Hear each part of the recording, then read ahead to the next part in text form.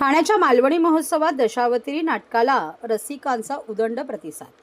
कोकणची परंपरा असलेल्या दशावतार नाटकाची अनुभूती सोमवारी रसिकांना ठाण्यातील मालवणी महोत्सवात अनुभवता आली।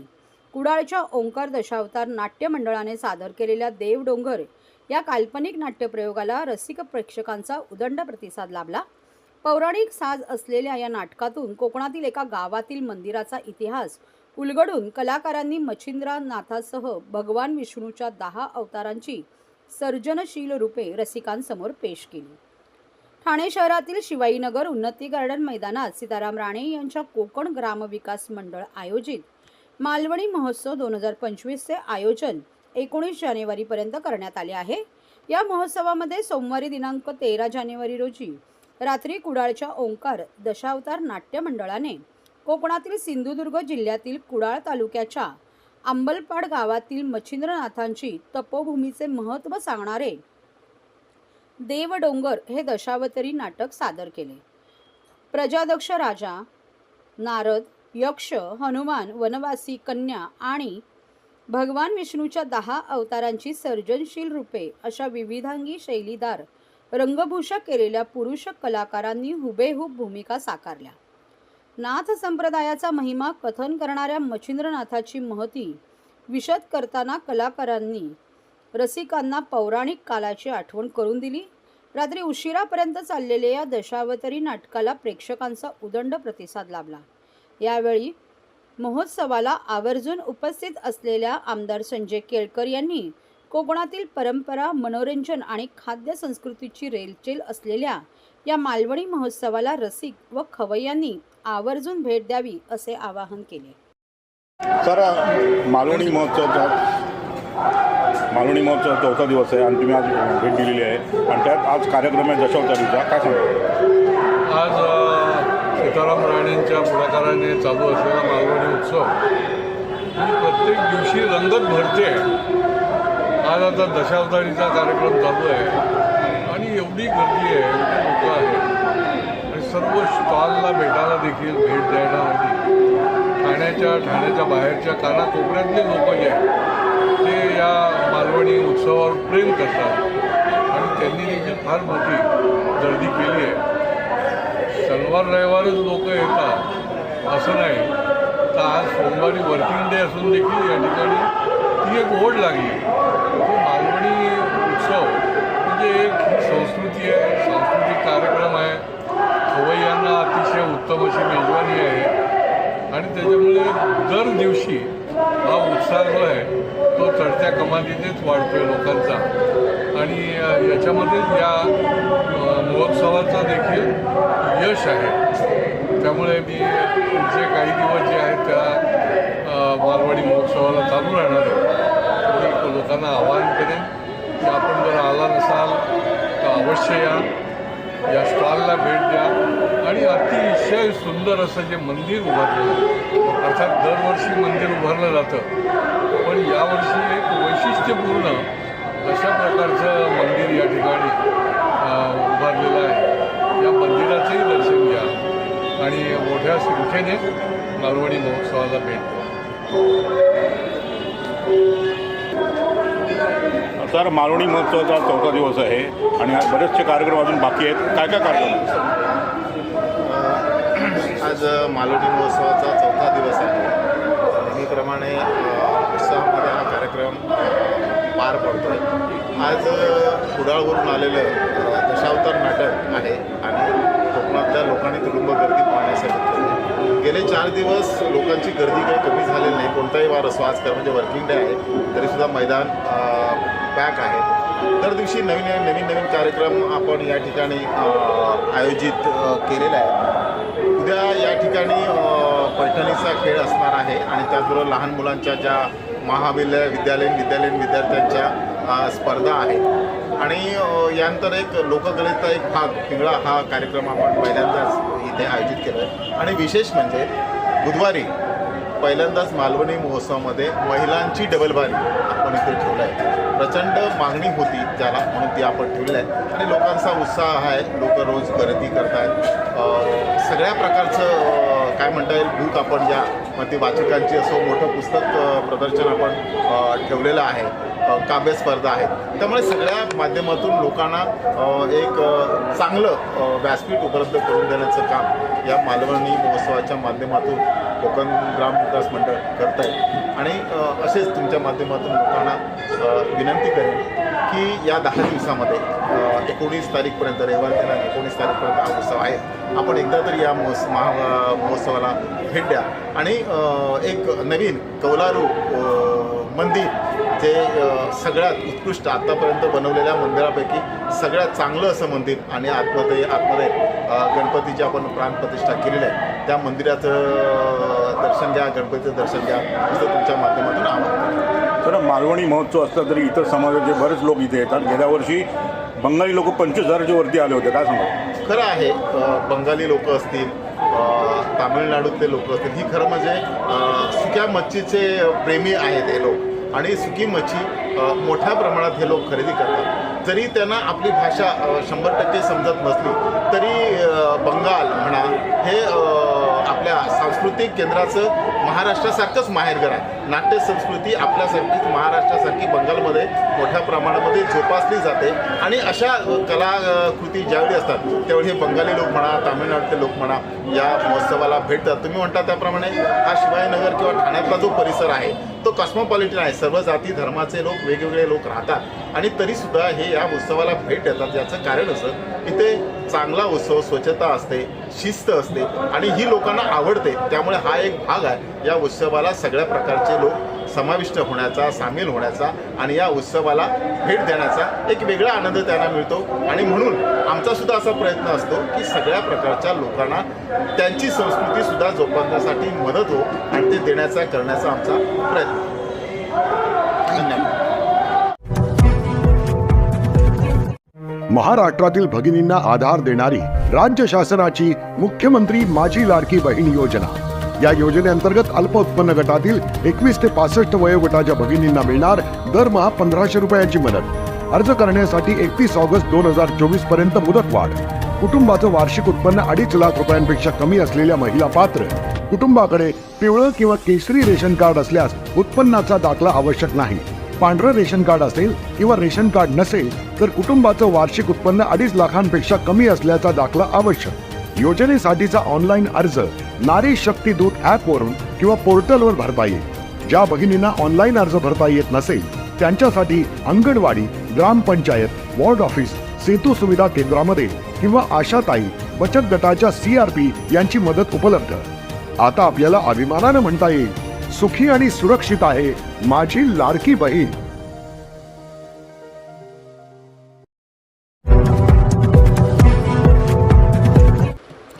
ठाणेकर सुरेल आमच्या पाठीशी.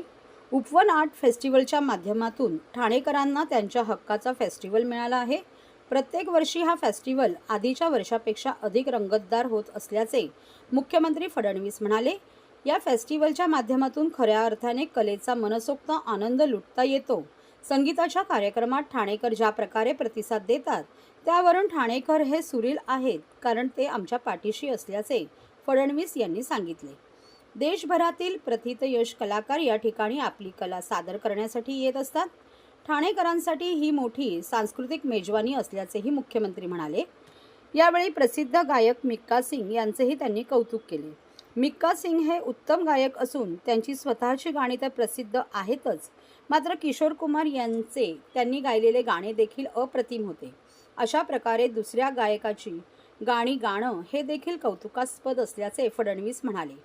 एवढ्या मोठ्या प्रमाणात फेस्टिवलचे आयोजन केल्याबद्दल फडणवीस यांनी सरनाईक यांचे यावेळी विशेष अभिनंदन देखील केले. यावेळी मंचावर आमदार संजय केळकर, आमदार निरंजन डावखरे, पोलीस आयुक्त आशुतोष डुमरे, ठाणे महापालिका आयुक्त सौरभ राव आणि इतर मान्यवर उपस्थित होते. श्री फडणवीस यांनी प्रसिद्ध गायक मिक्का सिंग यांच्या गाण्यांचा आनंद देखील मनमुरादपणे लुटला. यावेळी मुख्यमंत्र्यांनी मिक्का सिंग यांच्याकडे एका गाण्याची फरमाईश देखील केली. परिवहन मंत्री प्रताप सरनाईक यांच्या माध्यमातून संस्कृती आर्ट फेस्टिवलचे आयोजन करण्यात आले होते. सोमवारी शेवटच्या दिवशी राज्याचे मुख्यमंत्री देवेंद्र फडणवीस यांनी या फेस्टिवलला भेट दिली.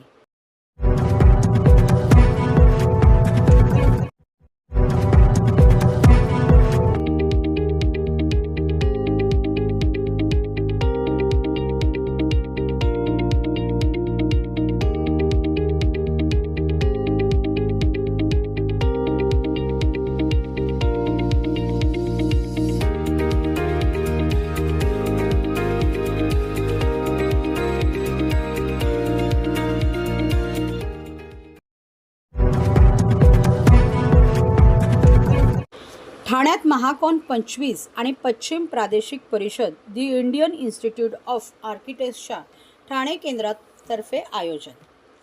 दी इंडियन इन्स्टिट्यूट ऑफ आर्किटेक्ट्सच्या ठाणे केंद्रातर्फे 24 आणि 25 जानेवारी रोजी ठाण्यातील डॉक्टर काशीनाथ घाणेकर नाट्यगृहात महाराष्ट्र आणि गोव्यातील वास्तू विशारद यांचे राज्य अधिवेशन महाकॉन 25 आणि पश्चिम प्रादेशिक परिषदेचे आयोजन करण्यात आले असल्याची माहिती आज दिनांक Indian institute of architects Thane सेंटरचे अध्यक्ष आणि महाकॉन 25चे संयोजक वास्तू विशारद मकरंद तोरसकर आणि the Indian institute of architects Maharashtra चॅप्टरचे अध्यक्ष वास्तू विशारद संदीप प्रभू यांनी पत्रकार परिषदेत दिली. या परिषदेला पश्चिम विभागातील सर्व वास्तू विशारद उपस्थित राहणार आहेत. या वर्षीच्या परिषदेचा विषय ॲडॅप्टिव्ह रियूज आणि पॅरामेट्रिक आर्किटेक्चरचा संगम हा असून जो नवीन युगातील तंत्रज्ञान आणि शाश्वतेच्या दृष्टिकोनातून वास्तुकला पद्धतीकडे पाहतो. परिषदेमध्ये आंतरराष्ट्रीय आणि राष्ट्रीय स्तरावरील प्रसिद्ध वास्तू विशारदांचे सादरीकरण व चर्चा होणार आहे. झहा हदीद आर्किटेक्ट्स लंडनचे वास्तू विशारद जोहान्स शॅफेलनर, स्टुडिओ इमर्जन्सीच्या वावी खुशबू दावडा, प्ले आर्किटेक्ट्सचे वावी सेंथल कुमार दास, स्टुडिओ आर्केडचे बद्रीनाथ कालेरू आणि BNCAच्या dean professor Dhanashree sir Deshpande हे पॅरामेट्रिक आर्किटेक्चरसाठी अतिथी वक्ते आणि पॅनल सदस्य असतील. SNK कन्सल्टन्सच्या वावी बिंद्रा सोमया आणि वावी नंदिनी सोमया संपत, द्रोणा आर्किटेक्ट्सच्या डॉक्टर शिखा जैन, कीर्तिदा उनवाला, KGAचे वावी ईशान करण ग्रोव्हर हे ॲडॅप्टिव्ह रियूजरचे विचार मांडतील. IIA ठाणे सेंटरने IES आर्किटेक्चर कॉलेजच्या सहकार्याने द पॉड या डिझाईन आणि बिल्ड स्पर्धेचे आयोजन केले होते. त्यातील अंतिम स्पर्धकांनी तयार केलेल्या रचना कार्यक्रमस्थळी प्रदर्शित केल्या जातील. 25 तारखेला सकाळी उपवन तलावावर उपस्थितांसाठी स्केचिंग, ड्रीमिंग, फोटोग्राफी आणि कविता वाचनाचा कार्यक्रम फन ॲट उपवन आयोजित केला जाणार आहे. महाराष्ट्रचं जे कन्व्हेन्शन आहे महाकॉन आम्ही म्हणतो आणि वेस्टर्न रिजनल कॉन्फरन्स आहे इंडियन इन्स्टिट्यूट ऑफ आर्किटेक्टची महाराष्ट्र आणि गोव्याची. तर ही 23, 24 आणि 25ला ठाणे येथे काशीनाथ घाणेकर सभागृहात संपन्न होणार आहे आणि ठाणे सेंटर त्याचे यजमान पद स्वीकारून मकरंद तोरसकर चेअरमन ठाणे सेंटरचे आणि त्यांची टीम त्याच्यासाठी कार्यरत आहे आणि अतिशय उत्साहाने हे काम ते करत आहेत आणि हे अधिवेशन म्हणजे यशस्वीरित्या संपन्न व्हावं यासाठी तुम्हा सर्वांची आम्हाला. सर, आर्किटेक्ट्सना किती फायदा होणार आहे तुमच्या कार्यक्रमात? याच्यात नक्कीच फायदा होईल. एकतर नवीन ज्ञान म्हणजे पॅरामेट्रिक आर्किटेक्चरचं जसं ज्ञान मिळणार आहे तसं जुन्या वास्तूंचा वापर आपण म्हणजे नवीन वास्तू त्या जुन्या वास्तू पाडून नवीन वास्तू उभारण्याऐवजी जर आपण कसा वापर करू शकू ह्या दोन्ही गोष्टींचा अंतर्भाव याच्यात म्हणजे त्याचा संगम कॉन्फ्लुएन्स अशी थीम घेतलेली आहे पॅरामेट्रिक आर्किटेक्चर. जसं आज AI हे भविष्य आहे आर्किटेक्चरचं तर त्या AI मधला एक भाग म्हणून पॅरामेट्रिक आर्किटेक्चर जे फ्री फ्लोईंग फॉर्म्सने जे स्ट्रक्चर्स बनली जातात आणि अशा याच्यावर काम करणारे जे इंग्लंडहून आर्किटेक्ट येणार आहेत त्यांचंही लेक्चर आहे. त्याचबरोबरीने म्हणजे आज इथलं जे काही जुन्या वास्तूंचं संवर्धन झालं पाहिजे किंवा त्याचा वापर कसा करता येईल इफेक्टिव्हरित्या याचाही आज या अधिवेशनात त्याच्याबद्दल चर्चा होईल, सादरीकरण होतील. जवळजवळ 8 स्पीकर्स बोलवलेले आहेत देशातनं आणि देशाबाहेरनं. त्यामुळे नक्कीच महाराष्ट्रातल्या आर्किटेक्ट्सला याचा फायदा होईल. हे महाकॉन हे जे अधिवेशन आता महाराष्ट्र चॅप्टरचं असतं ॲक्च्युली आणि पहिल्यांदा ठाणे शहरातल्या आमच्या सेंटरला हे महाकॉन अरेंज करायचा बहुमान मिळालेला आहे. तर त्यानिमित्ताने हे 23, 24 आणि 25 जानेवारीला हे अधिवेशन असणार आहे. त्यातल्या 23 तारखेला हॉटेल IBIS येथे आमच्या ज्या काउन्सिल आणि चॅप्टर यांच्या एक्झिक्युटिव्ह कमिटीच्या मीटिंग्स असणार आहेत. त्याच्यानंतर मुख्य कार्यक्रम हा 24 आणि 25 तारखेला डॉक्टर काशीनाथ घाणेकर सभागृह जे आपलं आहे ठाणे महानगरपालिकेचं तिथे आणि त्याच्या बाजूला महाराष्ट्र नगरचं जे ग्राउंड आहे तर त्या ग्राउंडवर एक एक्झिबिशन उभारलं जाणार आहे. मुख्य कार्यक्रम सभागृहात असेल 24 आणि 25 तारखेला. ज्या दिवशी 24 तारखेला 4 प्रेझेंटेशन्स लेक्चर्स आणि 25 तारखेला 4 प्रेझेंटेशन्स लेक्चर्स अशी असतील.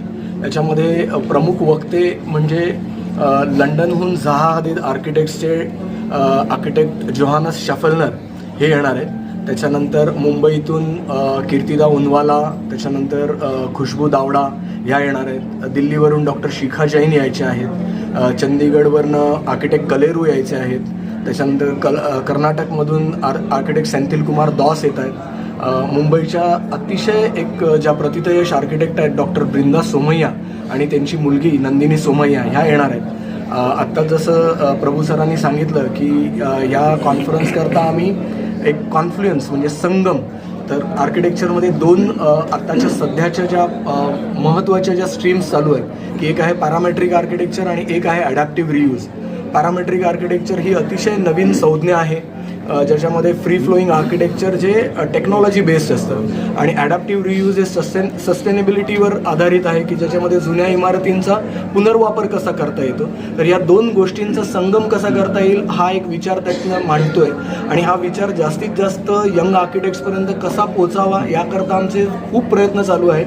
आत्ता पण तुम्ही पाहिलं असेल की आज सुद्धा या पत्रकार परिषदेला जवळपास 25 ते 30 यंग आर्किटेक्ट्स आमच्यासोबत होते आणि मुंबईभरातल्या ज्या या रिजनमधली जवळपास 27 आर्किटेक्चर कॉलेजेस आहेत त्यांच्यापर्यंत आम्ही पोहोचण्याचा प्रयत्न करत आहोत, जिथून जास्तीत जास्त यंग स्टुडंट्स आर्किटेक्ट्स या अधिवेशनाला उपस्थित राहतील आणि त्याच्यातून जास्तीत जास्त माहिती मिळवू शकतील, जेणेकरून त्यांना पुढच्या आयुष्यात त्याचा खूप चांगला फायदा होऊ शकेल.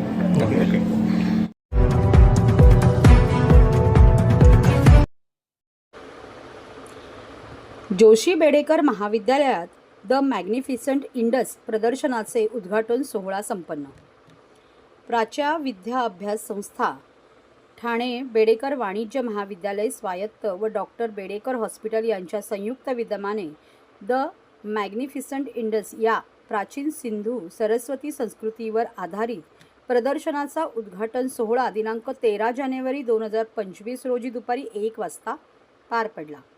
प्राचीन हडप्पा संस्कृतीच्या शोधाच्या शताब्दी वर्षानिमित्त आयोजित या प्रदर्शनाचे उद्घाटन विद्याप्रसारक मंडळाचे डॉक्टर महेश बेडेकर, श्री उत्तम जोशी, श्री अभय मराठे, जोशी बेडेकर महाविद्यालयाच्या प्राचार्या डॉक्टर सुचित्रा नाईक यांच्या हस्ते पार पडले. उद्घाटनानंतर विद्यार्थ्यांनी उत्खनन स्थळांची माहिती सांगून सिंधू संस्कृतीच्या इतिहासावर प्रकाश टाकला. विद्यार्थ्यांनी स्वहाताने बनवलेले तात्कालीन शिक्के, खेळणी, दागिने, उत्खनन ठिकाणी सापडलेल्या मूर्त्यांची प्रतिकृती अशा अनेक गोष्टी प्रदर्शनात आहेत. तसेच या प्रदर्शनात विद्यार्थ्यांनी हस्तरंगित केलेली मडकी व टी-शर्ट विक्रीसाठी उपलब्ध आहे. 13 ते 19 जानेवारी दरम्यान आयोजित करण्यात येत असलेल्या या प्रदर्शनाचा पहिला दिवस अतिशय उत्साहाने पार पडला. नव्याने अंमलबजावणी होत असलेल्या राष्ट्रीय शैक्षणिक धोरणानुसार विद्यार्थ्यांना प्रत्यक्ष कार्यानुभव देण्यावर भर आहे. त्याच निमित्ताने महाविद्यालयातील इतिहास विभागातील सुमारे 25 विद्यार्थ्यांनी जवळपास 1 महिना या विशेष प्रकल्पावर प्रत्यक्ष कामाचा अनुभव घेतला. ठाणेमधील बेडेकर हॉस्पिटलच्या 75 वर्षपूर्तीनिमित्त या प्रदर्शनाला बेडेकर हॉस्पिटलने सक्रिय पाठिंबा दिला आहे. यासारख्या अनेक सामाजिक व सांस्कृतिक कार्यक्रमांचे आयोजन या वर्षात करण्याचा मानस असल्याचे यावेळी बोलताना डॉक्टर महेश बेडेकर यांनी सांगितले. सदर प्रदर्शन हे 13 ते 19 जानेवारीपर्यंत सकाळी 11 ते संध्याकाळी 7 या दरम्यान सर्वांसाठी खुले असून सर्वांनी इथे आवर्जून भेट द्यावी असे आवाहनही डॉक्टर महेश बेडेकर यांनी केले आहे. ही महेश सरांना संकल्पना सुचली, महेश बेडेकर सरांची. त्याच्यानंतर त्यांनी विचारलं हे करता येईल का आणि आर्किटेक्चर जसं आहे तसं ते तसं उभं करता येईल करायचं म्हणून मी ठरवलं आणि या मुलांच्या सगळ्यांची एक मीटिंग घेतली. त्यांना सगळ्यांना प्लॅन दिला कुठे काय असणार आणि जागा फिक्स केली. त्या जागेवर चुन्यांनी मार्किंग वगैरे मुलांनीच केलं. खड्डा खणून घेतला, पाणी बघितलं किती राहणार आहे. 3-3 फूट पाणी आहे खाली. आणि हे सगळं प्लॅन झाल्यानंतर 19 डिसेंबरला सुरुवात झाली. 1 महिना मुलं काम करतात सगळ्या बैलगाड्या, बैल, जिथले प्राणी आणि जे काही तिथे सापडत होतं ते त्यांच्या खोल्या आहेत, त्यांच्या चेंजिंग रूम्स आहेत, सगळं सापडलं. आणि सगळं यांना नीट समजावून दिलं होतं की कसं उभं करायचं. त्यात विटा अशा उभ्या कापायच्या होत्या, त्याही कापून घेतल्या. मुलांनीच सांगितलं, सर अशी तिरकी वीट कापायची आहे. मग अशी तिरकी वीट कापून दाखवली. सगळ्या मुलांनी मिळून ते केलं. त्यामुळे ही विहिरी झाल्या, ते बात झाला, मोठाच्या मोठा पोर्ट झाला, मोठा डोंगर तयार झाला. तरी पण ते अपूर्ण वाटत होतं. मग काय तर माझा बॅकड्रॉप एक मस्त फोटो, पूर्ण इतक्या हाय रेझोल्युशनचा की 18 बाय 10 फुटाचा तो झाला. आणि ती एवढी मोठी इमेज आल्यानंतर या सगळ्याचं रूपच पाहिलं. सर, जवळजवळ हुबेहूब ही मोहनजोदडोची संस्कृती उभारण्यात आलेली आहे. तर विद्यार्थ्यांचं किती सहकार्य असं लागलं, की काही विद्यार्थ्यांनी फोटो बघून केलं का व्हिडिओ बघून केलं, कसं काय? फोटो, व्हिडिओ, तिथल्या भांड्यांचे डिटेल्स, तिथल्या प्रत्येक गोष्टीचे डिटेल्स, बैलांच्या शिंग कशी होती इथेपासून प्रत्येकाच्या अंगावरच्या कपड्यांमध्ये पण डिझाईन होती. म्हणजे ते लोक 5000 वर्षापूर्वी इतके प्रगत होते की त्यांचे कपडे प्लेन नुसते नव्हते, त्याच्यावरती फुलांचं डिझाईन होते, दागिने होते. आता या बाईकडे बघितलं मला दागिने, पूर्ण हातभर दागिने दिसले. हे दागिने, हे सगळ्याचा अभ्यास मुलांनी केला. गुगल बाबा अर्थातच बरोबर होतात. शिवाय पुस्तकं होती, लायब्ररीमधली सगळी पुस्तकं त्यांनी गुंडाळून बघितली. प्राच्यविद्यामध्ये गेले, प्राच्यविद्यामधले पण पुस्तकं घेतली. आणि हा सगळा खजिना एकत्र करून आम्ही एक छोटासा तयार करून दिला. आणि हे मुलांचं 100% मुलांचंच कार्य आहे. मी फक्त निमित्त मात्र आहे. तुझा अनुभव काय? नमस्कार, मी सहप्राध्यापक अंकुर काणे जोशी बिडेकर महाविद्यालयामध्ये इतिहास विभागामध्ये शिकवतो. हडप्पा संस्कृतीचा शोध जाहीर करण्याला 100 वर्ष पूर्ण झालेली आहेत आणि त्यानिमित्ताने काहीतरी कार्यक्रम करायचं ठरत होतं. डॉक्टर महेश बेडेकर यांच्या मनामध्ये अशी संकल्पना आली की त्या संस्कृतीच्या स्थळांचं पुनर्निर्माण करायचं. आणि मग डिसेंबर महिन्यामध्ये आम्ही 25 विद्यार्थी घेऊन सदाशिव कुलकर्णी नावाचे जे ज्येष्ठ कलाकार आहेत त्यांच्या मार्गदर्शनाखाली यावरती काम सुरू केलं. गेले महिनाभर ही मुलं या प्रदर्शनावरती काम करत आहेत. त्यांनी इथे ग्रेट बाथ ऑफ मोहेंजोदारो, लोथलचं ड्राय डॉक, त्यानंतर एक सिंधू सरस्वती संस्कृतीतलं शहर आणि ढोलाविऱ्याची जलव्यवस्था निर्माण केलेली आहे. त्या काळामध्ये ज्या पद्धतीची पॉटरी वापरली जात होती ती पॉटरीसुद्धा या विद्यार्थ्यांनी इथे तयार केलेली आहे. त्या काळामध्ये सील्स वापरली जात होती, ती सील्ससुद्धा तयार केलेली आहेत. ब्रॉन्झची एक मूर्ती उत्खननादरम्यान मिळालेली होती, तीसुद्धा इथे तयार करण्यात आलेली आहे. हे प्रदर्शन 13 जानेवारीपासून 19 जानेवारीपर्यंत सर्वांसाठी खुलं आहे आणि याची वेळ 11 ते संध्याकाळी 7 पर्यंत आहे. विद्यार्थी आणि मी स्वतः इथे लोकांना मार्गदर्शन करण्यासाठी उपलब्ध असूच, पण त्याचबरोबरीने आम्ही इथे QR कोड लावलेले आहेत, इंग्लिश आणि मराठी अशा दोन्हीमध्ये आहेत. ते स्कॅन केल्यानंतर त्याविषयीची माहिती इथे त्याचा ऑडिओ प्ले होणार. सर, हुबेहूब त्या संस्कृतीचं संरक्षक भिंती असतील, हौद असेल, हे हुबेहूब तयार केलेल्या विद्यार्थ्यांनी ह्यांना गाईड कोणी केलं? आता इथे हुबेहूब तयार केलं असं आपण जेव्हा म्हणतोय त्यावेळेला 99% हुबेहूब आहेत. काही गोष्टी त्यांच्याप्रमाणे तयार करता येत नाहीत. पण या प्रकल्पाचे आम्ही 2 भाग केलेले होते की हे कसं दिसतं किंवा कसं मिळालेलं आहे हे पुरातत्व विषयाचे अभ्यासक सांगू शकतात. त्यामुळे मी पुरातत्व विषयाचा अभ्यास केला आहे, त्यामुळे मी त्या मुलांना त्याविषयी मार्गदर्शन केलं. आणि हे कसं तयार करायचं हा कलात्मक भाग झाला. त्याच्यासाठी सदाशिव कुलकर्णी सर इथे उपस्थित होते आणि त्यांनी मुलांकडनं या गोष्टी करून घेतलेल्या.